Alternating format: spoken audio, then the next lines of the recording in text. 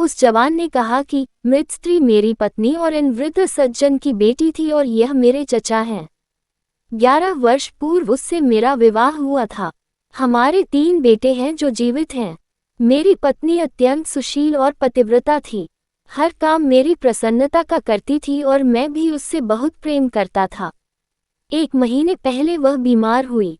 2-4 दिन की दवा से वह अच्छी हो गई और स्वास्थ्य सूचक स्नान के लिए तैयार हुई। लेकिन उसने कहा, मैं बहुत अशक्त हो गई हूँ, अगर तुम कहीं से मुझे एक सेब ला दो तो मैं ठीक हो जाऊंगी, वरना फिर बीमार पड़ जाऊंगी। मैं उसके लिए सेब लाने को बाजार गया किंतु वहाँ एक भी सेब दिखाई न दिया। फिर मैं बागों में घूमा किंतु वहाँ भी किसी भी मूल्य पर सेब न मिला। फिर मैंने घर आकर कहा कि बगदाद में तो कहीं सेब मिले नहीं, मैं बसरा बंदरगाह जा रहा हूँ, शायद वहाँ सेब मिल जाएं। मैं बसरा जाकर शाही बागों से 4-4 दीनारों के 3 सेब लाया और उन्हें लाकर अपनी पत्नी को दिया। वह बहुत खुश हुई। उसने उन्हें सूंघ कर अपनी चारपाई के नीचे खिसका दिया और फिर आंख बंद करके लेट रही। मैं बाजार गया और अपनी कपड़े की दुकान पर जा बैठा।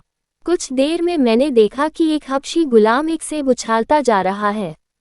मुझे आश्चर्य हुआ कि इसे सेब कहाँ से मिला। मैं तो बड़ी मुश्किल से बसरा से 3 सेब लाया हूँ। मैंने हबशी को बुलाकर पूछा कि तुझे ये सेब कहाँ मिला। वह हंसकर बोला कि यह मुझे मेरी प्रेमिका ने दिया है। उसका पति 2 सप्ताह की यात्रा करके बसरा के शाही बाग से 3 सेब लाया था, जिनमें से एक उसने मुझे दे दिया।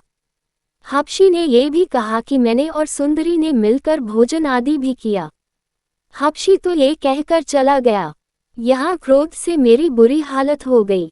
मैं दुकान बंद करके घर गया और अपनी पत्नी के पास पहुंचा। वहां देखा कि चारपाई के नीचे 2 ही सेब हैं। मैंने उससे पूछा कि तीसरा सेब क्या हुआ। उसने झुककर सेबों को देखा और उपेक्षा से बोली कि मुझे नहीं मालूम कि तीसरा सेब कहाँ गया। ये कहकर वह आंखें बंद करके लेट रही। मुझे विश्वास हो गया कि हबशी सच कहता था, इसका उससे अनुचित संबंध है और यह अचानक मुझे यहाँ देखकर बहाना भी नहीं बना पा रही है। मैं क्रोध और अपमान भावना से अंधा हो गया और मैंने तलवार निकालकर अपनी पत्नी को टुकड़े टुकड़े कर डाला। मैंने इस डर से कि कोई मुझे हत्या के अभियोग में पकड़ न ले उसके शव को एक नारियल के पत्तों की बनी चटाई में लपेट दिया और लाल डोरे से उस चटाई को बांध दिया। फिर एक संदूक में उसे रखकर पीछे के दरवाजे से संदूक लेकर निकला और उसे नदी में डाल दिया, क्योंकि तब तक अंधेरा हो गया था। लौटकर घर आया तो देखा कि बड़ा लड़का दरवाजे पर बैठा रो रहा है और 2 लड़के एक कोठरी में सो रहे हैं। मैंने लड़के से पूछा कि तू क्यों रो रहा है, तो उसने कहा कि आज दिन के समय आपके लाए हुए 3 सेबों में से एक को मैं चुपके से उठा लाया था और दरवाजे पर आकर उसे खाना ही चाहता था कि उधर से निकलते हुए एक हबशी गुलाम ने मेरे हाथ से सेब छीन लिया। मैंने उससे बहुत कहा कि यह सेब मेरी बीमार माँ के लिए है। मेरा पिता 2 सप्ताह की यात्रा कर बसरा के शाही बागों से उसके लिए 3 सेब लाया है, उन्हीं में से यह है। गुलाम ने मेरी बात अनसुनी कर दी और चल दिया। मैंने दौड़कर उसे रोकने का प्रयत्न किया, लेकिन उसने मुझे मारपीट कर भगा दिया और स्वयं एक ओर भाग गया। मैं फिर उसके पीछे लगा, लेकिन इस बार उसे न पा सका। घंटों उसे ढूंढने के बाद अभी वापस आया हूँ। आपको आते देखा तो इस डर से रोने लगा कि सेब न मिलने पर आप मेरी माँ से नाराज होंगे। मैं आपसे हाथ जोड़कर कहता हूँ कि माँ से कुछ न कहिएगा, वह कुछ नहीं जानती। ये कहकर लड़का फूट फूट कर रोने लगा। ये सुनकर मेरे तो जैसे प्राण ही निकल गए। मैंने अपनी सती साध्वी पत्नी को झूठे संदेह पर मार डाला था। मैं दुख और पश्चाताप के कारण अचेत हो गया। जब सचेत हुआ तो मैंने लड़के से कोठरी में जाकर सो जाने को कहा और स्वयं एक एकांत स्थान पर बैठकर दुख में निमग्न हो गया। मैं कभी सिर पीटता, कभी आंसू बहाता। मैं अपने को लाख बार धिक्कारता कि मूर्ख, तेरी बुद्धि क्या बिल्कुल भ्रष्ट हो गई थी कि तूने अपनी सुशीला और पतिव्रता पत्नी को एक अनजान हबशी गुलाम की बात पर विश्वास करके मार डाला और इतना भी धैर्य न दिखाया कि इस बारे में पूछताछ कर लेता।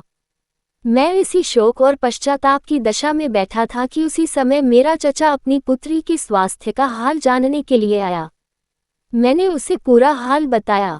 उसने अपनी पुत्री की हत्या के बारे में मुझसे कहा सुनी या लानत मलामत नहीं की, बल्कि इसे विधि का विधान समझकर केवल शोकाकुल हो गया और रोने पीटने लगा। मैं भी इसके साथ रोने पीटने लगा। लेकिन रोने पीटने से क्या होना था, मेरी पत्नी और इनकी पुत्री तो अब दुनिया में नहीं रही। मैं तब से अत्यंत शोक संतप्त हूँ और किसी प्रकार चैन नहीं पा रहा हूँ। मैंने सारा हाल सच्चा सच्चा आपके आगे रख दिया। अब आप आज्ञा दे कि मुझे फांसी पर चढ़ाया जाए। खलीफा को सारा वृतांत बड़ा आश्चर्यजनक लगा, किंतु जब बूढ़े आदमी ने भी इस बात की पुष्टि की तो उसने कहा, अगर कोई व्यक्ति अनजाने अपराध करे तो वह मेरी और भगवान की दृष्टि में क्षमा योग्य है। मैं इस आदमी की सत्यप्रियता और न्यायप्रियता से भी प्रसन्न हूँ कि इसने निरपराधों को मृत्यु से बचाने के लिए स्वयं मृत्यु का आह्वान किया और अपना अपराध स्वीकार किया। मृत्युदंड का भागी वह गुलाम है जिसके झूठ के कारण ऐसी दुखद घटना हुई। मंत्री महोदय, तुम अभी अपने को मुक्त न समझो। तुम्हें 3 दिन के अंदर उस दुष्टात्मा को खोज लाना है जिसके कारण ये सब हुआ। 3 दिन में ऐसा न कर सकी तो तुम्हें फांसी पर चढ़ना पड़ेगा। मंत्री ने सोचा कि एक बार मौत से छुटकारा मिला तो वह दोबारा पीछे पड़ गई। वह रोता पीटता घर आया। उसे विश्वास था कि अब की बार जान नहीं बच सकती, क्योंकि लाखों गुलाम बगदाद में हैं, अभियुक्त गुलाम कैसे मिलेगा। फिर उसने सोचा कि परमात्मा की दया से निराश न होना चाहिए। जिस प्रकार अकस्मात ही उसने अनजान स्त्री के हत्यारे को प्रकट दिया, वैसे ही संभव है कि इस बार भी जान बच जाए। किंतु इस बार भी निश्चित अवधि में वांछित गुलाम नहीं मिला। मंत्री जाफर फांसी पर चढ़ाने के लिए बुलाया गया।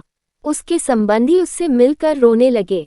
मंत्री की बच्चे खिलाने वाली सेविका मंत्री की एक 5-6 बरस की बेटी को लाई। वह इस बच्ची को बहुत प्यार करता था। मंत्री ने उन सिपाहियों से कहा कि मैं चलने के पहले अपनी इस बच्ची को प्यार कर लूं। उन्होंने अनुमति दे दी। मंत्री ने जब बच्ची को उठाकर अपने सीने से लगाया तो उसके सीने में रखी हुई कोई चीज आई। मंत्री ने बच्ची के सीने के ऊपर देखा तो एक बंधी हुई गोल चीज महसूस हुई।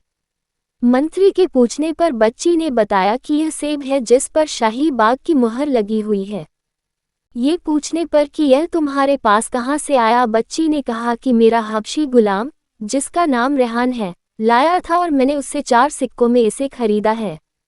मंत्री ने सेब को खोलकर देखा और उस पर शाही बाग की मुहर पाई तो गुलाम से डांट कर पूछा कि तुझे ये सेब कहाँ से मिला, क्या तूने मेरे बादशाह के महल में चोरी की है। गुलाम ने हाथ जोड़कर कहा, मैंने इसे न आपके यहाँ से चुराया है न शाही महल से।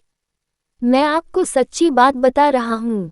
कुछ दिन पहले मैं एक गली से निकला जहाँ एक घर के सामने 3-4 बच्चे खेल रहे थे। उनमें सबसे बड़े लड़के के हाथ में ये सेब था। मैंने उससे छीन लिया। वह रोता हुआ मेरे पीछे भागा और कहने लगा कि यह सेब मेरे पिता मेरी बीमार माता के लिए बहुत दूर से लाए हैं। मैं इसे माता से बगैर पूछे उठा लाया हूँ, तुम इसे दे दो। लेकिन मैंने सेब नहीं दिया और लाकर आपकी बेटी के हाथ 4 सिक्कों में बेच दिया। मंत्री को बड़ा आश्चर्य हुआ कि सेब का चोर उसके घर ही का गुलाम है। चुनाचे वह अपने साथ उस गुलाम को ले गया और सिपाहियों से कहा कि मुझे खलीफा के पास ले चलो। खलीफा के सामने जाकर उसने गुलाम को खलीफा के सामने खड़ा कर दिया। खलीफा के पूछने पर गुलाम ने वही कहानी दोहराई। खलीफा को यह अजीब किस्सा सुनकर हंसी आई, किंतु उसकी अपराधी को मृत्युदंड देने की इच्छा बनी हुई थी। उसने मंत्री से कहा, सारी दुखद घटना तुम्हारे गुलाम के कारण हुई, इसलिए यही मृत्युदंड का भागी है। इसे फांसी पर चढ़ाओ ताकि लोगों को शिक्षा मिले। मंत्री ने कहा कि आपका आदेश उचित है, यह अभागा इसी योग्य है, किंतु ये हमारा पुराना गुलाम है। मैं आपको मिस्र के बादशाह के मंत्रियों नूरुद्दीन अली और बदरुद्दीन हसन की कहानी सुनाना चाहता हूँ। यदि इससे आपका मनोरंजन हो तो उसके बदले में कृपया गुलाम को इतना बड़ा दंड देने का आदेश वापस ले लें। खलीफा ने कहानी सुनाने को कहा।